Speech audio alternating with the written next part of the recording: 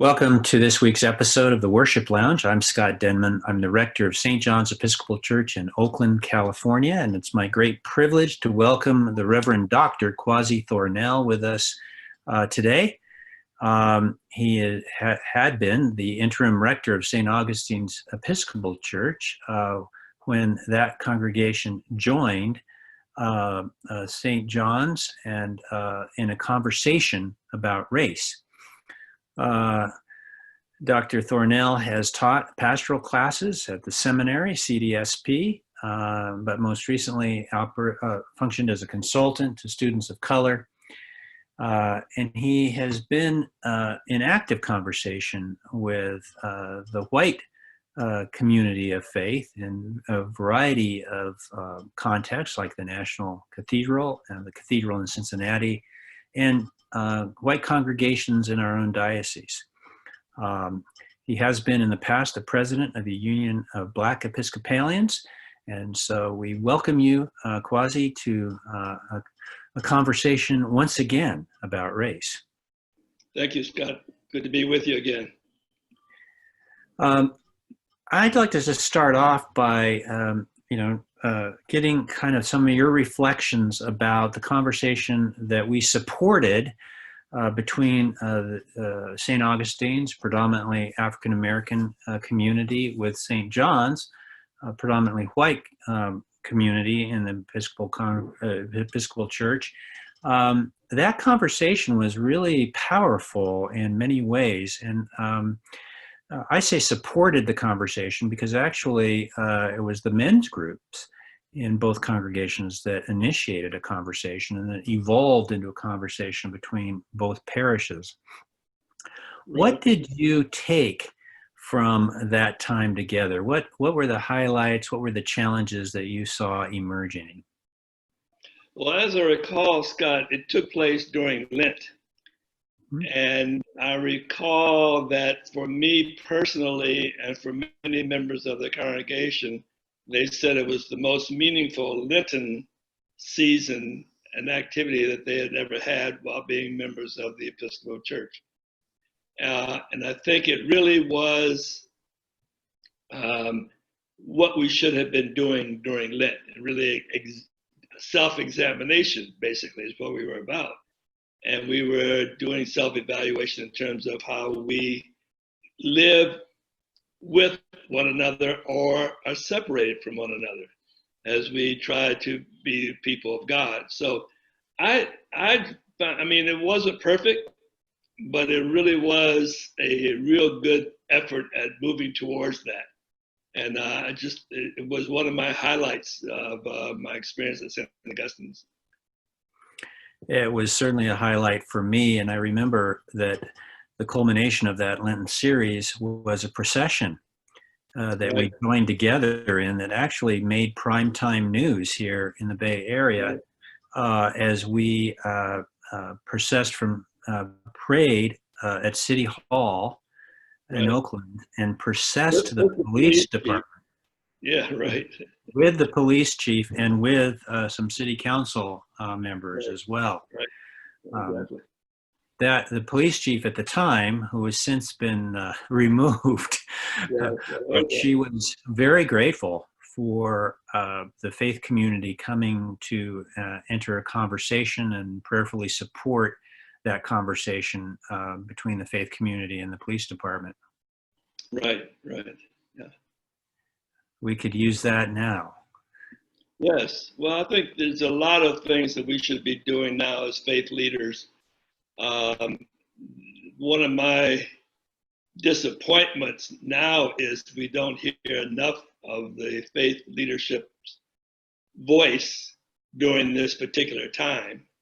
And I think that you and I, Scott, both know that our Episcopal Church is on the decline, but it's not just us. I mean, many of the major line denominations are on the decline. And I think it's precisely because we are not lifting up our voices during turbulent times and providing, the word of God and what God would have us do during these times. And I think that our conversation was really trying to say, what is God calling us to do as people of God around race? And asking the hard questions about what we need to do around that. So I think that, again, was a challenge for us during that time and continues to be a challenge for us. So what do you think needs to happen now to in order to be a voice, an effective voice in these turbulent times, for the church to have that? Well, it's two levels, Scott. One level is what we were doing as two congregations, and that was between the two congregations. And then on the other level is what do we do as a church in the public square?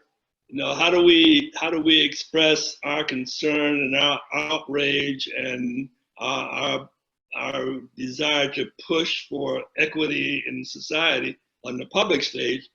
Excuse me.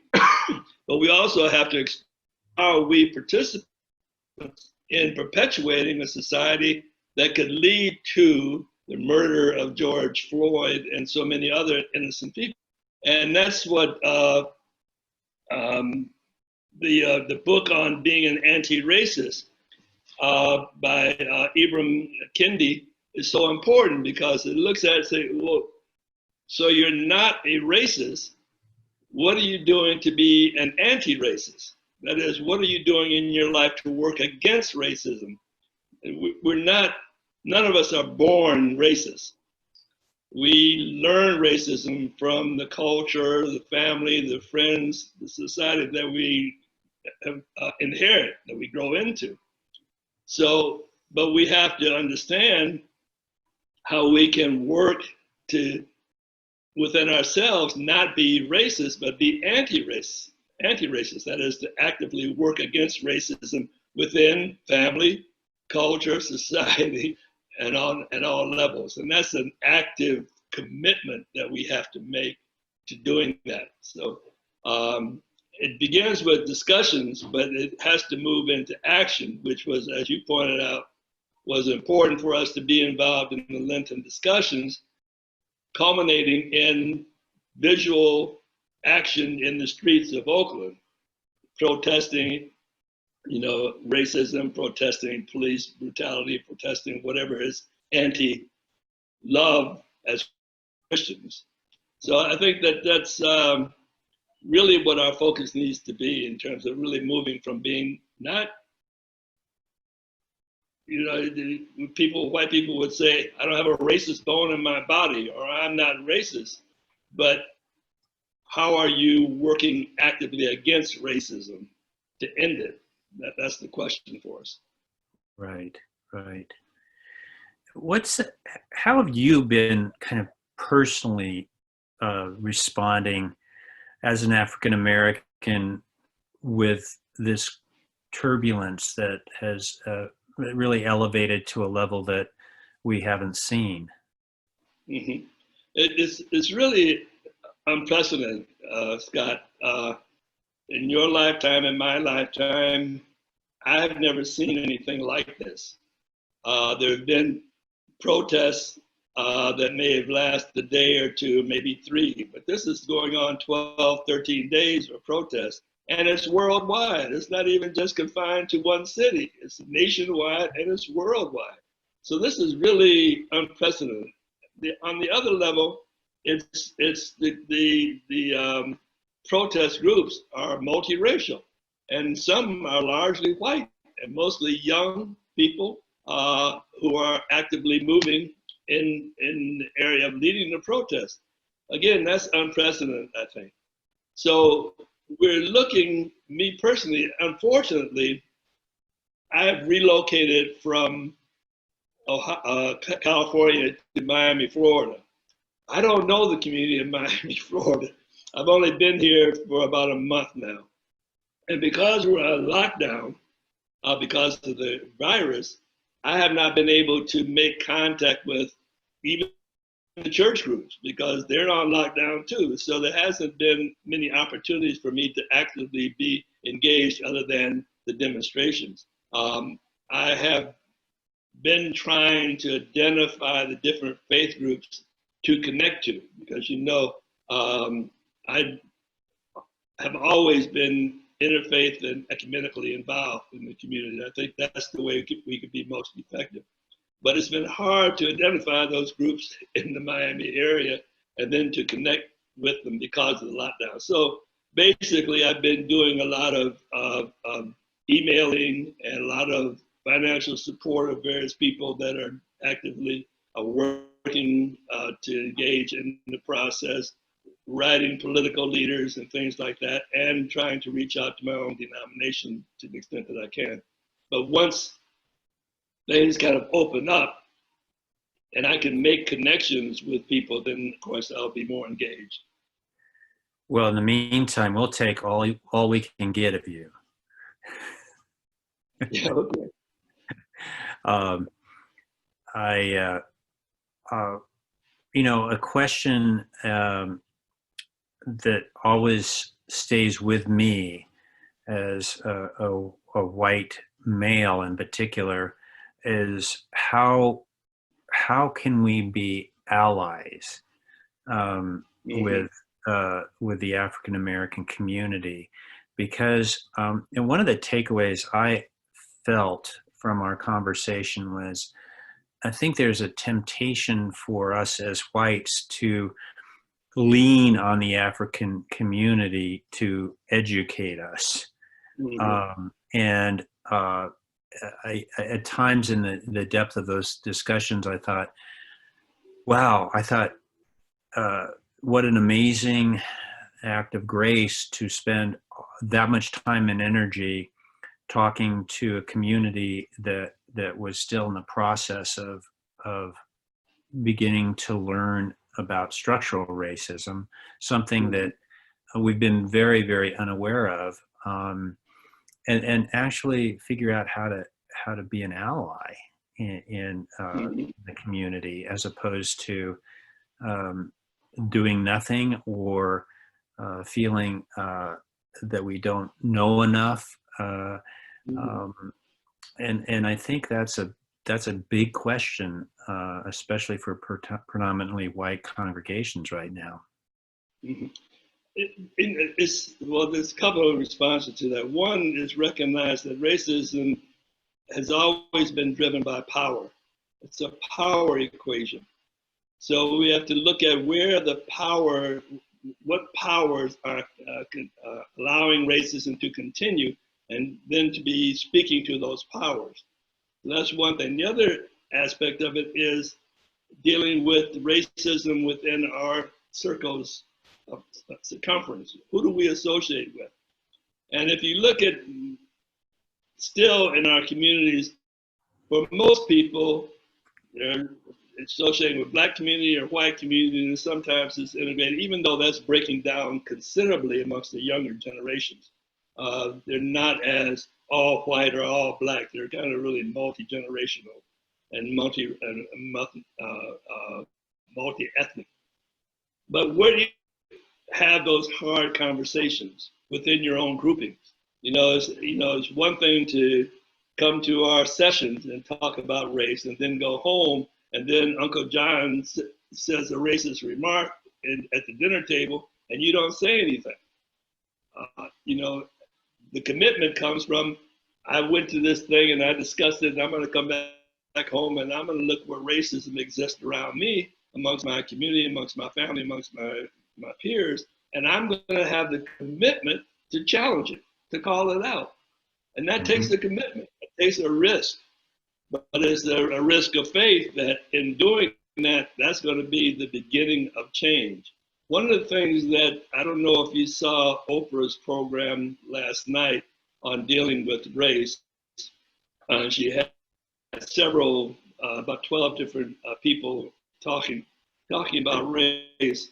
And one of the recognitions that we have to have is the impact of white privilege on this whole question. And until the white community recognizes its white privilege, it's not going to do anything constructively to change the dynamics, right, the paradigm that exists. Yeah. And I think that's been part of the issue. One of my African American colleagues said, Scott, you're going to have to get over your guilt about your privilege and just say it's time to move forward. I think obviously feeling one's privilege can lead to guilt and therefore denial, as opposed to saying you're right, and now what do I do with that? And how can I move forward with it? Kind of a form of not necessarily trying to rid ourselves of the past, but acknowledge that we have been privileged. Right. And oftentimes, and the go ahead. privilege brings power. Yeah. That's the key understanding. With white privilege, we have power. And with anything, even as an African American, I know that I have a certain level of privilege because of my economic position, my educational position, so forth, that other African Americans may not have because they haven't had the same kind of background that I've had. So my awareness of that needs to mean, okay, how do I use that to change?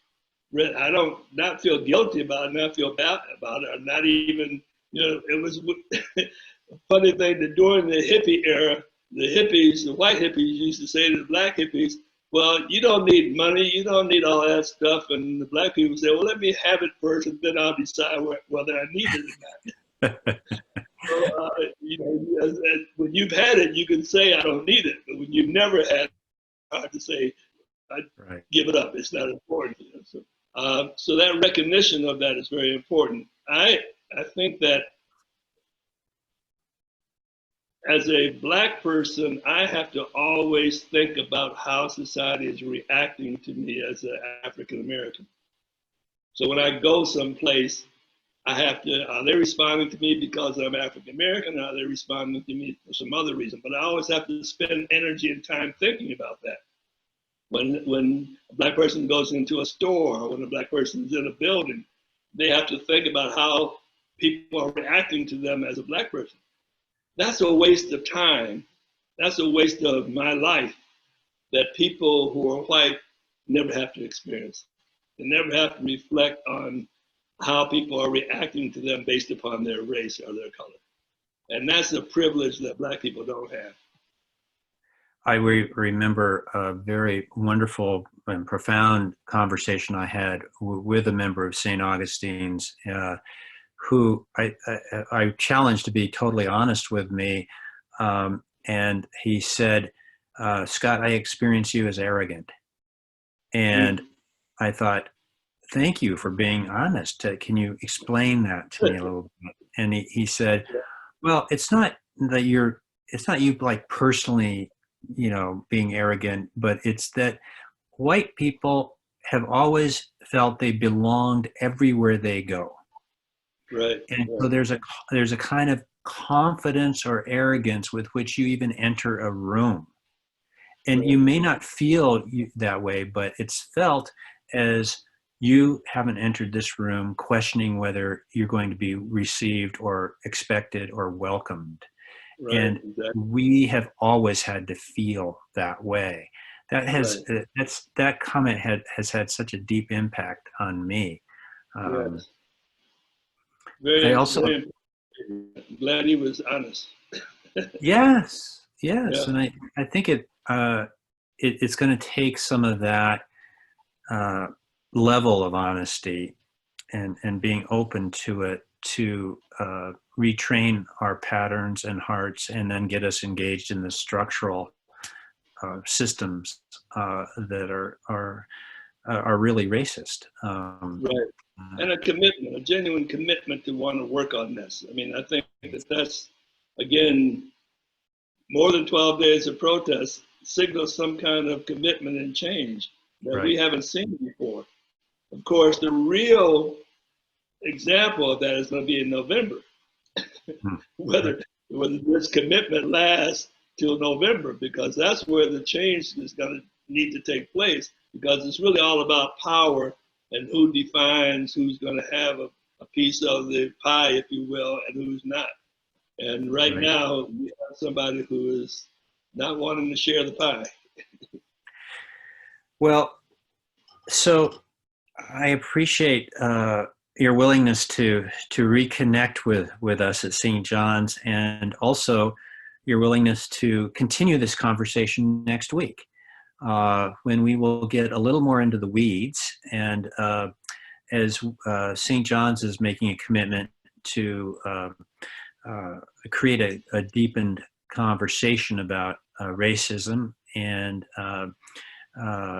we're looking forward to your advice as to how we do some of that, and how we can become better allies with the African American community, and what we can do. I had someone tell me the other day that we needed, as whites, need to desegregate our lives, and saying that doesn't necessarily mean. I mean, I'm fortunate because I live in East Oakland, and I've desegregated my life naturally that way, because all my neighbors are African American, and it's really been an illuminating experience to me. But he even said just going to the store and talking to someone that you might not normally talk to, and striking up a conversation. There are ways to do this, and there's ways to do this as congregations as well, like we did. But thank you for being with us this morning, and thank you for being willing to come back next week as we continue this conversation.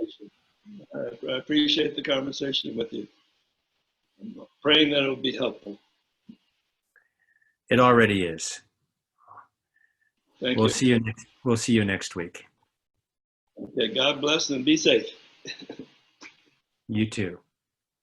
Bye. Bye now.